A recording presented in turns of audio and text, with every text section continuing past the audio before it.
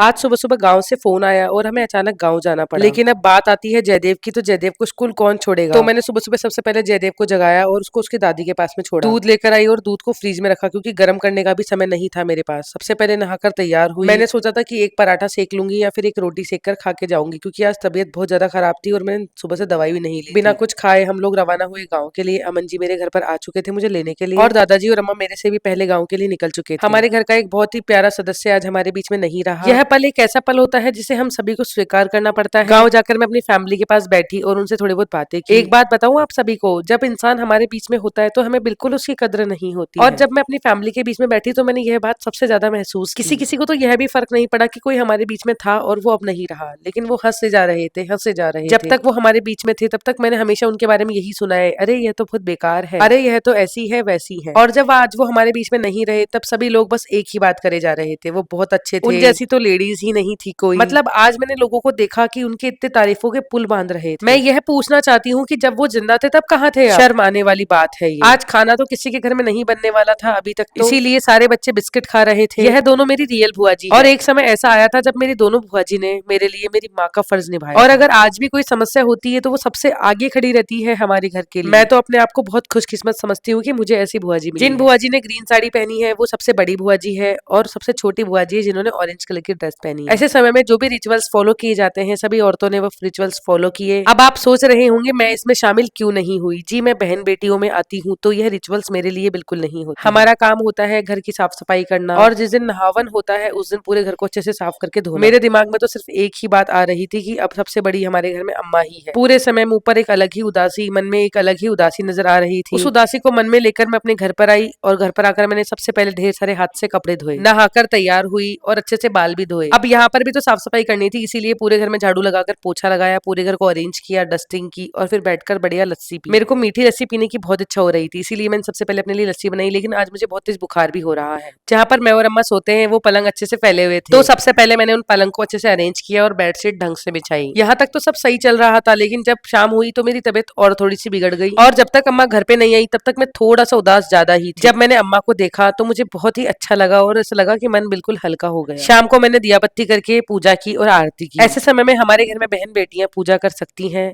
ऐसे रिचुअल्स आपके घर में भी होते हैं? कमेंट करके जरूर बताइएगा। अम्मा का चोटी में लगाने वाला रिबन बिल्कुल सिकुड़ गया था और आज मैंने इसको प्रेस करके बिल्कुल नया बना दिया। अम्मा और दादाजी के कपड़े धोकर कपड़े सुखाए। मैं सोच तो रही थी कि मैं कल यहाँ से चली जाऊं, लेकिन आज मैं नहीं जा रही हूँ, वापस से यहीं पे रुक रही हूँ। मैं यहाँ पर 2 दिन और रहने वाली हूँ। और शाम को अम्मा के पास बैठकर मैंने ढेर सारी बातें की। आज मैं सच में बहुत ज्यादा उदास था। मैंने गाँव में देखा दादी माँ के जाने के बाद में किसी को ज्यादा कुछ फर्क नहीं पड़ा। यह चीजें मैंने वहाँ पर रहकर महसूस की थी। मैं आप सभी को बता देती हूँ, मेरे तो पापा मम्मी और मेरी सारी दुनिया भी यही है, दादाजी और मेरे लिए आज तक इन्होंने ही सब कुछ किया है। आज अम्मा के पास बैठ के थोड़ा सा इमोशनल भी हो गई थी। मेरी शादी भी दादाजी और अम्मा ने की, मेरी हर ख्वाहिशें पूरी की। शादी के बाद में मायके की तरफ से जो भी रिचुअल्स फॉलो किए जाते हैं एक बेटी के लिए, वह सब मेरी अम्मा और दादाजी ने ही मेरे लिए किया है। मेरी मम्मी ने हमारे लिए दाल बनाई और मैंने सभी घर वालों के लिए गर्मा गर्म रोटियां सेकी। अगर मैं काम करने के बजाय आराम करने बैठ जाती तो मेरे दिमाग में सिर्फ एक ही बातें घूमती रहती। तो मैंने सोचा कि काम करके ध्यान को इधर से उधर भटकाया जाए। और आज तो खाने में भी मुझे बिल्कुल भी स्वाद नहीं आ रहा। आज का लॉन्ग व्लॉग बहुत ही उदास भरा था। चलिए मैं आपसे कल मिलती हूँ एक अच्छे से मूड के साथ। बाय बाय, अपना ख्याल रखना।